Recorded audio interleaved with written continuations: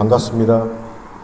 오늘은 요한복음 13장 1절에서 15절까지의 말씀을 살펴볼까 합니다. 온몸이 깨끗해도 발은 계속 씻어야 한다. 그럼 먼저 읽을게요. 교독하시겠습니다. 6월절 전에 예수께서 자기가 세상을 떠나 아버지께로 돌아가실 때가 이른 줄 아시고 세상에 있는 자기 사람들을 사랑하시되 끝까지 사랑하시니라.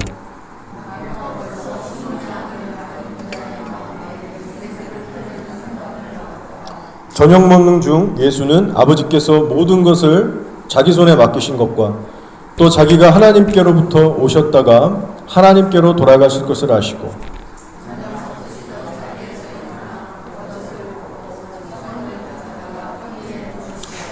이제 대야에 물을 떠서 제자들의 발을 씻으시고 그 두르신 수건으로 닦기를 시작하여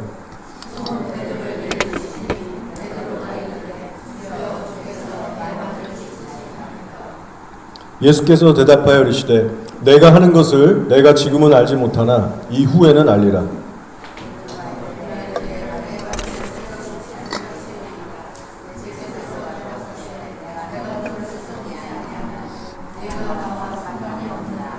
시몬 베드로가 이르되 주여 내 발뿐 아니라 손과 머리도 씻어 주옵소서.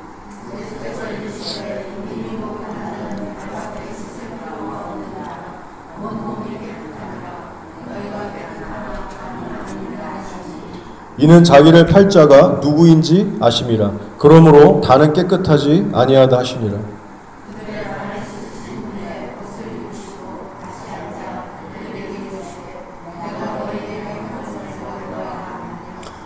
너희가 나를 선생이라 또는 주라 하니 너희 말이 옳도다. 내가 그러하다.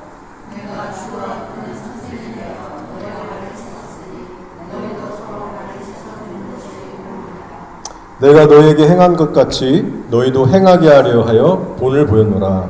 아멘. 새로운 해가 시작될 때마다 아무 생각 없이 사는 사람도 있겠지만 대개는 이 새로운 결심이라는 걸 합니다. 내가 무엇에 중점과 가치를 두고 올 한 해를 열심히 살아가야 될까? 이런 고민들을 하지 않습니까? 뭐의 우선순위를 삼고 열심을 내며 살아야 될까? 저에게도 그런 고민이 있고 이 자리에 계신 여러분에게도 각자의 그런 고민들과 결심들이 있으실 겁니다. 근데 특히 우리는 예수님을 믿는 성도들이기 때문에 내가 세우는 계획과 결심들이 정말 하나님의 말씀에 기초하고 있는지 하나님의 말씀에 이끌려서 세워진 것들인지 신중하게 검토하고 점검할 필요가 있어요. 그래서 오늘은 이 새 시작에 오늘의 말씀을 정해봤습니다. 사실 좀 고민이 되더라고요. 이 2026년도 첫 주일 예배인데 어떤 말씀으로 스타트를 해야 될까? 보면 여러분의 상황, 저의 상황, 우리 저마다 이 처한 상황과 형편이 다 다릅니다. 어떤 신앙의 컬러도 조금씩 다르고 우리 다 다양하잖아요. 그러나 그럼에도 불구하고 한 해 동안 우리 모든 성도들이 동일하게 붙들고 정말 구심점이 될 만한 어떤 그런 핵심적인 말씀이 뭐가 있을까? 기도하고 묵상할 때 오늘의 본문으로 인도를 받게 됐습니다.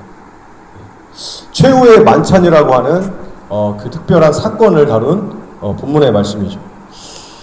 예수님께서 붙잡히시기 전에 제자들하고 마지막으로 함께 식사를 하셨습니다. 그리고 그 자리에서 마치 유언과 같은 너무나도 중요한 말씀을 남기신 거예요. 어떤 내용인가요?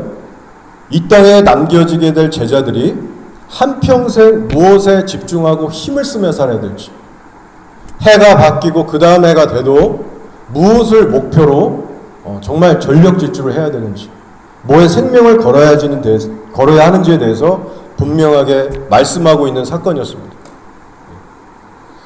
그래서 이 본문의 말씀을 함께 나누면서 올 한 해 동안 우리가 어떤 신앙의 방향으로 달려가야 될지, 뭐에 초점을 맞춰야 될지 함께 말씀을 통해서 확인하고 결단하는 시간을 가지려고 합니다. 자, 오늘 본문은요, 크게 두 개의 파트로 나눠집니다. 예수님께서 제자들에게 중요한 말씀을 하셨는데 먼저 첫 번째 부분을 나누겠습니다. 자, 제자들에게 첫 번째로 당부하셨던 가장 중요한 예수님의 말씀은 뭐였는가? 그 첫 번째는요, 바로 끊임없는 지속적인 회개를 통해서 죄와 멀어지는 거룩한 삶을 끝까지 유지해 나가야 된다. 제가 풀어서 설명했지만 그런 메시지를 주고 계십니다. 8절에 기록된 말씀을 근거로 해서 제가 설명드린 겁니다. 8절을 제가 읽어볼게요. 예수님께서 베드로에게 내가 너를 씻어주지 아니하면 내가 나와 상관이 없느니라. 자, 많은 성도들이 오늘 이 본문을 가지고 이 본문에 담긴 핵심 메시지를 자주 놓치곤 합니다. 허리에 수건을 두르고 제자들의 발을 씻기시는 이 주님의 모습을 보면서 주로 어떤 식으로 해석들 하나요? 예수님께서 겸손의 본을 보이고 계시는구나. 이렇게 높은 분이 낮아지셔서 제자들의 발을 씻겨주시다니. 겸손 혹은 섬김의 어떤 미덕을 가르치시는 그런 메시지가 아닌가. 그렇게 섬김이나 겸손에만 초점을 맞추는 경향들이 있습니다. 물론 틀린 해석은 아닙니다. 당연히 맞는 해석이기도 하죠. 자, 그런데 지금 겸손이라는 주제보다 훨씬 더 비중 있게 다루고 계신 주제는 뭐냐면 바로 우리들의 구원에 관한 겁니다. 구원. 구체적으로 말씀하셨잖아요. 내가 너의 발을 씻어주지 않으면 네가 나와 상관이 없느니라. 이건 겸손에 관한 말씀이 아니고 우리의 구원에 관한 말씀입니다. 우리가 어떻게 신앙생활을 해나가야 구원에 도달할 수 있는지를 그 중요한 말씀을 하고 계십니다. 베드로야, 내가 너의 발을 씻기지 않으면 너가 나와 상관이 없어. 내가 너의 발을 씻어주지 않으면, 다른 말로 하면 이런 겁니다. 너는 내게 계속해서 붙어 있을 수가 없어. 너는 천국의 기업을 받아 누릴 수가 없어. 나와 상관없는 자가 될 거야. 언약 밖에 있는 자가 될 거야. 즉 구원의 완성에 이르지 못하고 탈락될 수 있다라고 하는 어떤 무서운 경고의 말씀을 하고 계신 겁니다. 이때 말씀을 들었던 베드로의 반응이 어땠냐면 갑자기 두려움이 엄습한 거예요. 갑자기 구원 못 받는다고 하시니까 정말 마음이 다급해지면서 주님, 그러면 내 손과 머리도 씻어주십시오. 마음이 다급해진 거죠. 옆에서 그 얘기를 들었던 제자들도 똑같이 다 심각해졌을 겁니다. 예수님께서 발을 안 씻겨주시면 상관이 없어지는구나. 이분하고 관계가 끊어지는구나. 이거 보통 심각한 문제가 아니구나. 현장의 분위기를 한번 상상해 보면 얼마나 진지하고 심각해졌겠습니까? 정리하면요, 예수님께서 대야의 물을 떠오셔서 허리에 수건을 두르시고 제자들의 발을 씻기시는 이 장면 속에서 내가 너희들의 발을 씻기지 않으면 너희들 천국 못 가. 그 얘기를 들었던 순간부터 제자들의 머릿속엔 온통 무슨 생각으로 가득 찼느냐? 나 구원 못 받으면 어떡하지? 구원이 이런 거였어? 온통 구원에 대한 생각으로 가득 차게 됐다는 거예요. 발을 씻기시는 주님을 보면서 야, 우리 주님 정말 겸손하시구나. 어떻게 우리 같은 자들의 발을 씻기시나? 겸손이나 어떤 섬김의 생각이 빠진 게 아니라 자기들의 구원을 놓고 심각해지기 시작했다는 겁니다. 자, 이 상황 이해 가시죠? 자, 이런 심각한 분위기 속에서 예수님께서 이어 중요한 말씀을 하신 겁니다. 뭐라고 하셨어요? 이미 목욕한 자는 발밖에 씻을 필요가 없느니라. 온몸이 깨끗하니라. 너희가 깨끗하나 다는 아니니라 하십니다. 주님, 내 발뿐만 아니라 머리와 손도 씻어주세요. 그렇게 호들갑을 떨고 있던 베드로에게 아니야, 그럴 필요 없어. 한번 샤워를 한 사람은 발만 다시 닦으면 돼. 그리고 하시는 말씀이 뭐냐면 너희가 깨끗하나 다는 아니니라. 가룟 유다, 이 배신자 가룟 유다 빼고는 이제 나머지 11명의 제자들은 이제 온몸이 깨끗하다라고 하신 것이죠. 여기서 온몸이 깨끗하다는 건 어떤 뜻일까요? 이거는 죄사함을 받고 하나님의 자녀가 됐다는 뜻입니다. 구원받은 자녀가 된 거예요. 요한복음 15장 3, 4절에도 같은 말씀을 하고 계십니다. 너희는 내가 일러준 말로 이미 깨끗하여졌으니 내 안에 거하라 나도 너희 안에 거하리라. 그래서 최후의 만찬 때 주셨던 너희들이 온몸이 깨끗하다, 열한 제자, 너희 온몸이 깨끗하라고 하신 이 말씀과 요한복음 15장에 나오는 이 포도나무와 가지 비유에서 말씀하시는 내가 일러준 말로 너희들이 이미 깨끗하여졌다, 같은 표현입니다. 같은 의미예요. 가룟 유다를 제외한 제자들은 이미 구원을 받은 상태고 하나님의 자녀들이 됐다라는 말씀입니다. 자, 그런데 이렇게 하나님의 자녀가 된 제자들에게 예수님은 여전히 경고를 주고 계신다는 겁니다. 비록 온몸이 깨끗해졌다 해도 너희들이 계속해서 내게 나와서 더러워진 발을 씻어 나가지 않으면 나와 상관없는 자들이 될 것이다. 한번 온몸이 씻겨졌으면 다시는 발을 씻을 필요가 없어. 걱정하지 마. 발 따위 신경 안 써도 돼. 예수님이 그렇게 말씀하셨나요? 그렇지 않습니다. 내 앞에 늘 나와서 더러워진 발을 씻어야 한다. 그래야 나와 상관 있는 자가 될 거다.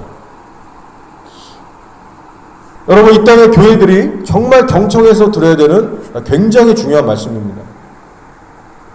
자, 그럼 더러워진 발을 씻어야 한다. 여기서 더러워진 발은 무엇을 의미하나요? 이것은 성도들이 일상에서 짓는 수많은 죄들을 의미합니다. 우리 안에 성령이 계시지만 우리가 성령을 따라 살지 못하고 육신의 본성대로 살 때가 있어요. 그렇게 우리가 육신을 따라 살아갈 때 우리의 발이 더러워진다는 표현을 하시는 겁니다. 성령을 따라 살아야 되는데 성령을 따라 살지 못하고 육신대로 살아서 죄를 범할 때 그때 우리의 발이 더러워진다는 거예요. 예를 들면 우리가 막 화가 나서 누군가에게 막 상처 주는 말을 할 때가 있습니다. 우리의 발이 더러워지는 거예요. 용서하지 못하고 풀지 않고 어떤 미움과 시기와 어떤 이런 마음을 품고 있을 때 우리의 발이 더러워지는 겁니다. 혹은 음란한 생각이 확 들어왔을 때 그 음란을 뿌리치지 못해서 생각 속에서 은밀하게 그 음란을 즐길 때 역시 발이 더러워지는 거예요.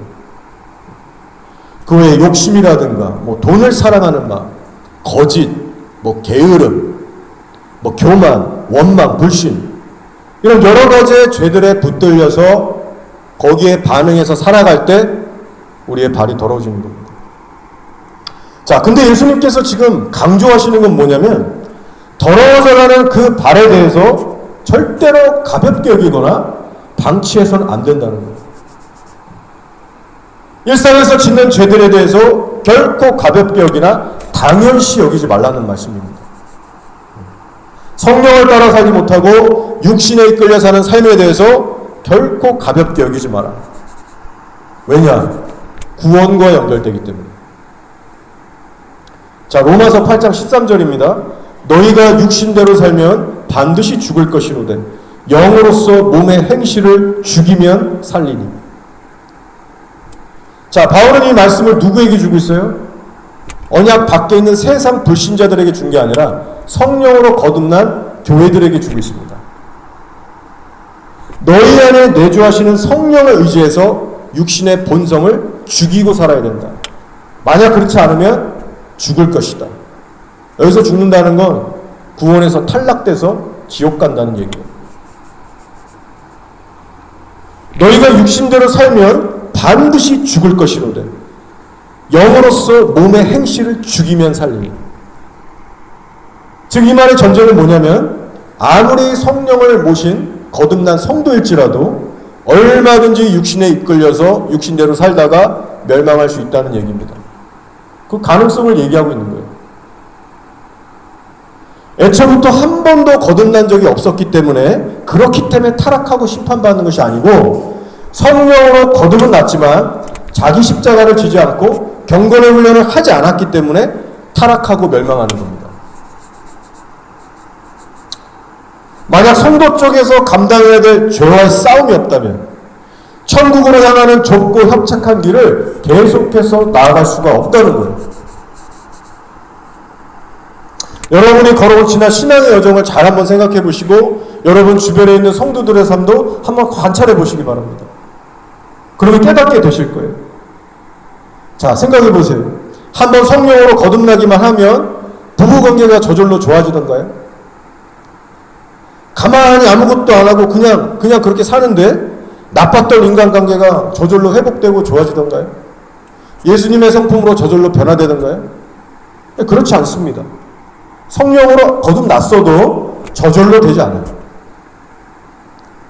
십자가 앞에 나를 치는 훈련을 하지 않는데 내가 육신이 나를 이끌어가도록 맨날 내버려 두는데 어떻게 변화될 수 있고 말씀을 따라 살 수 있습니까?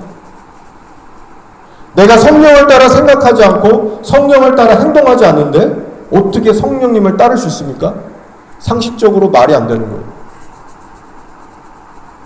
그래서 우리 예수님께서 이렇게 말씀하십니다. 누구든지 자기 십자가를 지고 나를 따르지 않으면 나의 제자가 될 수 없다. 육신의 본성을 거부하며 살지 않는 자는 나의 제자가 될 수 없고 천국도 갈 수 없다는 말씀이에요.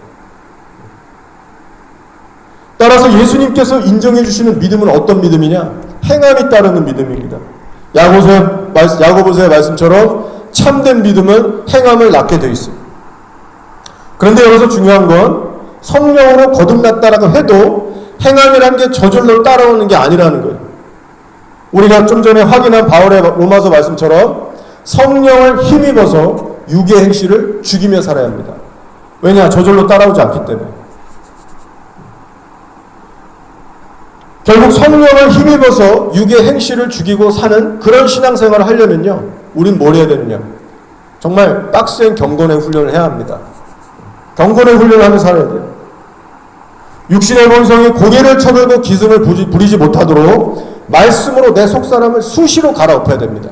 아침, 점심, 저녁 할 것 없이 항상 나의 마음과 나의 생각과 감정이 정말 말도 안 되는 허망한 죄에 붙들리지 않도록 말씀으로 계속해서 집어넣고 성령 안에서 계속 기도하고 말씀과 기도로 철저하게 전신갑주 입고 치열하게 24시간을 살아야 되는 거예요.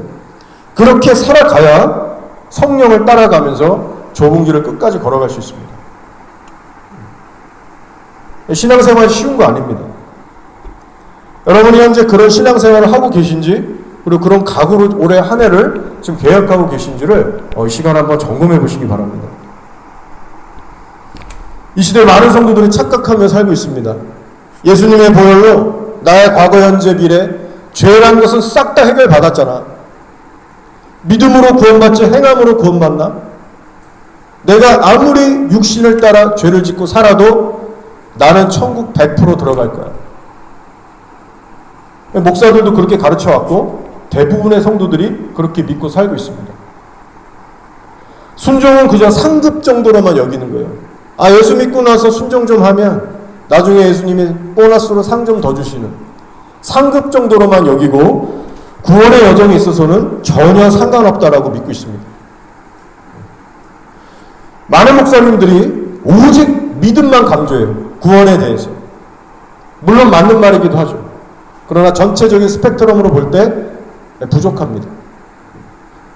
그래서 순종이나 행함을 얘기하면 율법주의자로 매도해버립니다.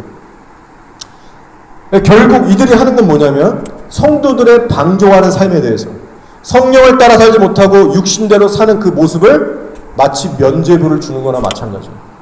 믿음이라는 면죄부로 그것에 대해서 터치하지 않는 겁니다. 경고하지 않는 거예요. 대놓고 막 살아도 천국 갑니다. 여러분 무슨 죄를 지어도 괜찮습니다. 목사들이 그렇게 대놓고 설교는 거의 안 합니다. 하는 사람도 있지만 거의 그렇게까지는 얘기 안 해요. 그러나 속으로는 다들 그런 줄 알고 그렇게 믿고 형편없이 살아가는 겁니다. 그리고 그렇게 잘못된 신앙이 들어가 버리면 성경에서 말하는 이 수많은 경고의 말씀들이 눈에 들어오지 않아요. 전부 자기식대로 해석해버리거나 그건 그런 게 아니라고 얽어버리면서 자기식대로 성경을 계속해서 보게 됩니다. 따라서 여러분은 성경 있는 그대로 꼭 믿으셔야 됩니다. 바울이 분명히 얘기하잖아요. 너희가 육신대로 살면 반드시 죽을 것이로되 지옥 갈 것이로되 영으로서 몸의 행실을 죽이면 살리니. 자, 이런 성경의 렌즈를 가지고서 오늘의 말씀도 보시면 됩니다. 자, 예수께서 대답하시되 내가 너를 씻어주지 아니하면 내가 나와 상관이 없느니라. 과거 한 시점에 전신 목욕을 해서 온몸이 깨끗해졌다 해도 그 후에 계속해서 나와의 관계 속에서 발을 닦아나가지 않으면 구원받지 못한다는 거예요. 이 말은 결국 회개에 합당한 열매를 맺고 살라는 얘기입니다. 우리가 죄를 지을 때마다 예수님께 나의 더러워진 발을 내밀면서 씻어달라고 다시 요청하는 이것은요, 중요한 부분입니다. 입술로만 회개하는 것을 의미하지 않습니다. 반복적으로 찾아가서 입술로만 회개하는 싸구려 회개를 의미하지 않습니다. 내가 이 죄들을 다시는 짓지 않겠다. 더 이상 육신이 아니라 성령의 인도를 따라 살겠다. 진실함과 애통함으로 회개하면서 죄에 대한 실질적인 저항과 싸움을 해나가는 그런 진지한 모습을 보여드려야 됩니다. 우리 주님 앞에. 동시에 하나님의 의에 대해서는 적극적으로 쫓아가는 삶이 있어야 됩니다. 그런 자세로 살아갈 때 예수님께서 인정해 주시는 믿음이 됩니다. 그래, 너는 내 안에 거하며 진짜 발을 씻는 자구나. 네가 내 안에 내가 너 안에 있구나. 회개에 합당한 열매를 맺는 살아있는 믿음이구나. 천국 들어가게 해주시는 그런 산 믿음이 되는 겁니다. 자, 연관된 말씀을 하나 더 잠시 살펴보겠습니다. 이 요한복음 15장, 우리 같은 요한복음에 있는 말씀이에요. 포도나무와 가지 비유의 말씀이 나오는데 예수님께서 이런 말씀을 하십니다. 무릇 내게 붙어 있어. 여기서 나는 예수님이고 포도나무십니다. 무릇 내게 붙어 있어 열매를 맺지 아니하는 가지는 아버지께서 그것을 제거해 버리시고, 상관없는 자가 된다는 거예요. 자, 성경의 관점으로 볼 때 불신자들은 언약 밖에 있는 외인들입니다. 하나님의 진노 가운데 있는, 예수님과 전혀 관계가 없는 그런 상황에 처해 있는 사람들이에요. 그렇기 때문에 포도나무 대신 예수님께 가지로서 붙어 있을 수가 없어요. 이거는 말이 안 되는 얘기입니다. 포도나무인 예수님께 가지로서 붙어 있다는 말은 성령으로 거듭난 성도들을 의미합니다. 예수님을 믿고 영접해서 그분의 몸에 붙은 지체가 됐다는 거예요. 그분의 파트가 됐다는 거예요. 상관 있는 자가 된 겁니다. 주님하고. 근데 문제는 뭐냐? 붙어 있기는 한데 신앙의 고백은 있는데 실제 삶에서는 계속해서 육신을 따라 살아가기 때문에 성령의 열매는 못 맺는 상태가 되는 거예요. 이런 성도들을 두고 내게 붙어는 있으나 열매가 없는 가지들이 있다. 이렇게 경고하고 계신 겁니다. 이런 가지들에 대해서 뭐라고 경고하시냐면 잘라지고 불에 던져져서 태워질 것이다. 지옥 간다는 얘기예요. 구원의 시작은 있고 과정은 있었지만 결국 탈락해서 불의 심판을 받게 될 것이다. 매우 두려운 말씀입니다. 그래서 오늘 우리가 읽은 최후의 만찬 메시지와 동일한 거예요. 한때 전신이 깨끗해졌지만 만약 나와 계속해서 교제하면서 회개에 합당한 열매, 성령을 따라 살아가지 않으면 나와 관계없는 자가 될 거야. 다 똑같은 말씀이에요. 자, 정리합니다. 이 새해를 시작하는 이 첫 주일에 여러분은 예수님 앞에서 지금 어떤 결단을 하고 계십니까? 연초에 여러분이 지금 가장 간절하게 기대하고 소망하는 것이 죄에 대한 승리의 삶입니까? 여러분이 고심하고 계신 결심들 속에 거룩함이라는 것이 중심에 있나요? 올 한 해 동안 우리가 가장 시급하고 중요하게 여겨야 할 것은 무엇보다 죄를 멀리하면서 우리 주님과 동행하는 일입니다. 최후의 만찬 때 많은 말씀을 하지 않으셨고요. 우리가 하루하루 뭐에 힘을 쓰며 살아갈지를 분명하게 말씀하셨습니다. 제자들의 발을 씻기시면서 지속적인 회개가 얼마나 중요한지, 구원의 여정을 이뤄가는 과정에 있어서 죄와 싸워나가면서 성령의 인도를 받아가며 사는 삶이 얼마나 정말 굉장히 중요한지를 말씀하셨다는 거예요. 따라서 우리가 이 연초에 여러 가지 결심들을 하고 뭐 고민들과 기도가 있겠지만 무엇보다도 거룩함의 우선순위를 둬야 합니다. 한 해를 살고 뒤돌아봤을 때 내가 정말 죄로 얼룩지고 망가져서 주님하고부터 멀어졌구나. 이런 후회스러운 고백이 안 나오도록 올 한 해를 거룩한 목표로 삼고 살아가야 합니다. 눈이 범죄하면 눈을 뽑아버려라. 팔이 범죄하면 팔을 잘라버려라. 온몸이 지옥 가는 것보다 장애인으로 천국 돌아가는 것이 낫도다. 즉 입술로만 하는 헛된 회개하지 말고 죄와의 실질적인 전투를 하며 살라고 말씀하셨습니다. 눈을 뽑고 팔을 자르고 다리를 잘라서까지 피를 흘리기까지 죄와 싸우라고 하셨어요. 예수님께서 올해 우리들에게 원하시는 바는 너무나도 분명합니다. 성령님과 거룩하게 동행하면서 의의 열매를 맺는 삶, 죄로부터 멀어지는 삶입니다. 이것을 우리에게 간절히 원하고 계세요. 그리고 그렇게 살아가는 삶은 여러분의 구원의 여정에 있어서도 지대한 영향을 미친다는 것을 잊지 마시기 바랍니다. 자, 이제 두 번째로 하신 말씀을 잠시 나누고 설교를 마칠까 합니다. 두 번째로 중요한 말씀을 하셨는데 이런 당부의 말씀을 남기셨어요. 내가 주와 또는 선생이 되어 너희 발을 씻었으니 너희도 서로 발을 씻어주는 것이 옳으니라. 내가 너희에게 행한 것 같이 너희도 행하게 하려여 본을 보였노라. 자, 어떤 의미가 있습니까? 단순히 육체적인 섬김만을 하라는 말씀이 아닙니다.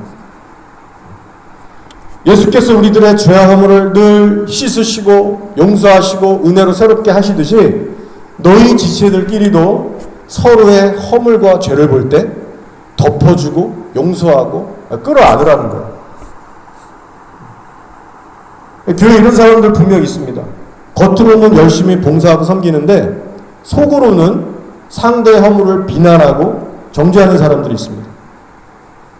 섬기는 겉행위가 있어요. 겉으로는 나이스하게 웃고 친절합니다. 근데 속에서는 저 사람의 허물에 대해서는 용서를 못하고 쓴뿌리를 가득 안고 있는 그런 성도들이 왜 없겠습니까? 겉으로는 화평한 것처럼 보이는데 속에는 분쟁과 미움과 다툼이 가득한 사람이에요. 그러지 말라는 거예요. 예수님께서 우리의 더러운 발을 씻어주신 것처럼 겸손과 긍휼의 마음을 가지고 이웃의 허물을 품고 섬기라고 하십니다. 자, 우리 안에 겸손과 긍휼이라는 게 정말 갖춰지고 있다면 사실상 못할 일이 없을 거예요. 화장실 청소, 주차 봉사, 부엌 봉사, 뭐가 됐든지 우리 알아서 최선을 다해서 정말 나보다 남을 낮게 여기면서 우리 겸손하게 봉사할 수 있습니다. 한 가지 간증을 나눌까 합니다. 우리 여러분도 아시는 한국의 박보영 목사님이 하셨던 간증이에요. 이 박보영 목사님이 미국 어느 주였는지는 제가 기억이 가물가물합니다. 뭐 LA였던 것 같기도 하고 이 미국의 뭐 교회로 이제 종종 집회를 가시는 그런 교회가 있어요. 근데 이 교회가 참 대단한 교회더라고요. 이 교회 안에 어떤 일이 있었냐면 그 미국 교회를 담임하셨던 이 교포 한국 목사님이 그렇게 사냥을 좋아하셨답니다. 미국은 총이 있으니까 이 뭐 레저 스포츠 취미 생활도 이게 참 다르더라고요. 산이나 들판에 가서 총으로 곰 쏴 죽이고 뭐 노루 사냥하고 이런 게 이제 취미 생활이었다고 합니다. 목사님이 사냥을 너무 좋아하시고 즐기시니까 성도들 중에 좀 싫어하는 분들도 계셨대요. 목사님 그래도 목사님인데 총 쏘고 뭐 동물 죽이고 이건 좀 그러지 않습니까? 좀 자제해 주시면 안 됩니까? 뭐 이런 성도들도 있었다고 합니다. 근데 이 목사님 아랑곳하지 않고 계속해서 이제 사냥을 하신 거예요. 그러자 어느 날 한 번은 이제 노루를 잡으러 산으로 갔답니다. 그 같은 교회 장로님하고 같이 팀이 돼가지고 이제 노루를 잡으러 산으로 갔대요. 이제 사냥하기 전에 전략을 짰답니다. 우리 어떻게 이 효과적으로 사냥을 할 수 있을까? 그래서 나온 전략이 뭐냐면 장로님이 그러면 이 노루 마스크 분장을 하고 노루인 척해서 좀 매복해 있으십시오. 노루들이 안 놀랄 거 아니에요. 자기 친구인 줄 알고. 그러면은 이제 살포시 이제 접근해서 좀 쉽게 잡으시다. 그래서 장로님이 사슴 분장을 하고 노루 분장을 하고 저기 가서 앞서가서 이제 매복을 하고 있었던 거예요. 그 부시 안에서. 목사님은 총을 두고 저 멀리 떨어져 있었겠죠. 그렇게 시간이 지나면서 드디어 기다리고 있던 노루떼들이 오기 시작합니다. 목사님의 시야에 이제 나타나기 시작했습니다. 목사님이 보니까 앞에 노루들이 있는데 사정거리 안에 들어왔다 싶은 거예요. 아, 이 정도 거리면 내가 충분히 미스하지 않고 이제 잡을 수 있겠다. 그래서 노루 중 하나를 향해서 총을 딱 쐈는데 이 노루가 쓰러지는 모습이 약간 이상하더라고요. 풀썩 쓰러지는데 느낌이 약간 쎄하고 이상해서 설마 하면서 가서 확인을 했더니 이 노루 분장을 한 장로님이었던 겁니다. 총에 맞아 즉사하십니다. 피를 막 철철 흘리면서 정말 말 한마디 할 수 없는 정말 충격에 얼마나 두려웠겠습니까, 이 목사님. 그날로 이 장로님은 그렇게 가시게 됐습니다. 여러분, 이 사건으로 인해서 그 교회 전체가 이제 난리가 됐죠. 쑥대밭이 됐죠, 당연히. 긴급하게 막 교회 회의가 열리고, 아, 이 목사를 어떻게 징계해야 될까? 어떻게 해야 될까? 근데 여러분, 결론을 말씀드리자면 이 장로를 죽인 목사님이 어떻게 되는지 아세요? 잘렸을까요? 그럼 제가 그럼 이런 얘기를 안 했겠죠.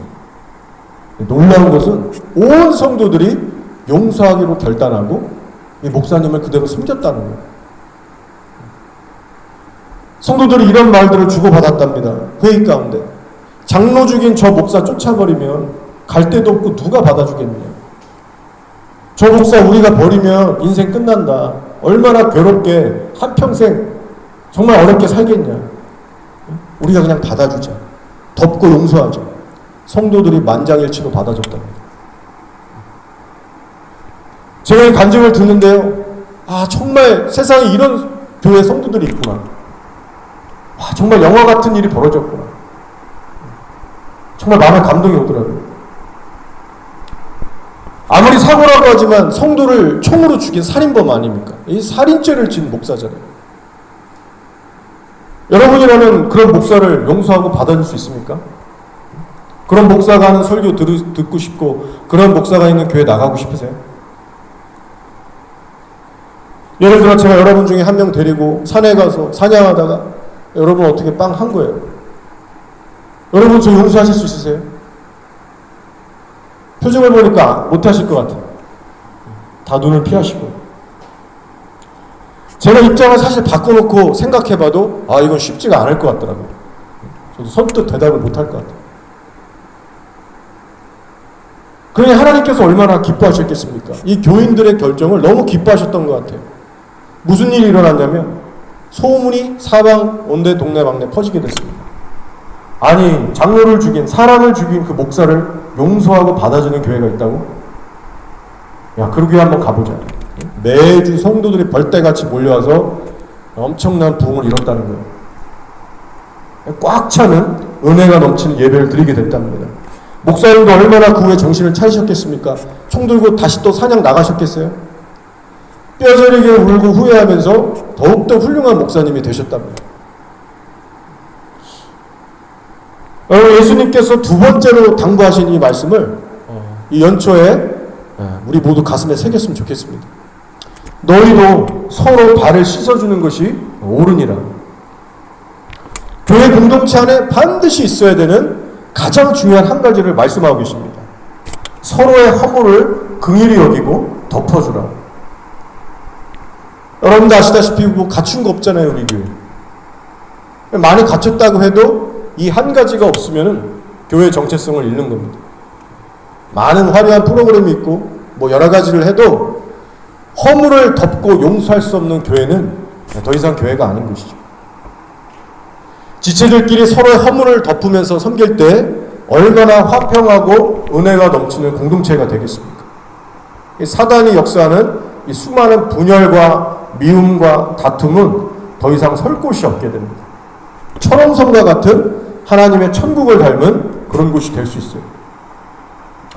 우리 교회도 서로의 끔찍하고 더러운 허물을 지금보다 더욱더 품을 수 있는 그런 성숙한 공동체로 성장해 가기를 소원합니다. 여러분, 이 연초에 우리가 간절하게 기도드려야 돼. 오늘부터 간절하게 기도해야 될 제목이 바로 이 말씀 속에 있어요. 남의 허물이 보일 때마다 불쌍히 여기며 품을 수 있게 하옵소서. 이웃들을 향한 내 마음이 점점 시간이 갈수록 좁아지는 게 아니라, 정말 밴댕이 같이 되는 게 아니라 점점점 넓어질 수 있게 해주십시오. 굳어져가는 내 마음에 하나님의 눈물을 주시고 사랑을 더하여 주시옵소서. 목사로서 저도 느낍니다. 이게 닫혀버리기 시작하면 다 힘들어지더라고요, 삶이. 뭐 사람들 만나기도 싫고 설교도 하기 싫고 기도도 막 드라이해지고, 지체를 향한 마음이 좁아지기 시작하면 가정에서부터 뭐 다 관계가 어려워지더라고요. 자, 이제 말씀을 마치겠습니다. 하나님께서 새로운 한 해를 허락하셨습니다. 여러분 모두 예수님과 동행하는 이 성결한 삶에 초점을 맞추시면서 더욱더 작년보다 더욱더 거룩한 한 해를 주님 안에서 살아가시기를 축복합니다. 날마다 십자가에 엎드려서 나의 더러워진 발을 씻으면서 하나님에게 순종을 배워갈 때 하나님은 놀라운 평안과 위로의 은혜로 여러분에게 가까이 다가가 주실 겁니다. 그러한 은혜가 여러분의 삶에 더욱더 누려질 수 있는 복되고 아름다운 한 해가 되기를 축복합니다. 그리고 이웃에 대한 긍휼과 사랑과 섬김에 있어서도 더욱더 깊어지고 넓어지셔서 주님 안에서 여러분도 축복받으시고 또 여러분을 통해서 여러분의 이웃들도 살아나고 주님께 이끌리는 그런 하나님의 보시기에 성숙하고 온전한 성도들이 다 되시기를 주님의 이름으로 축복하며 축원드립니다.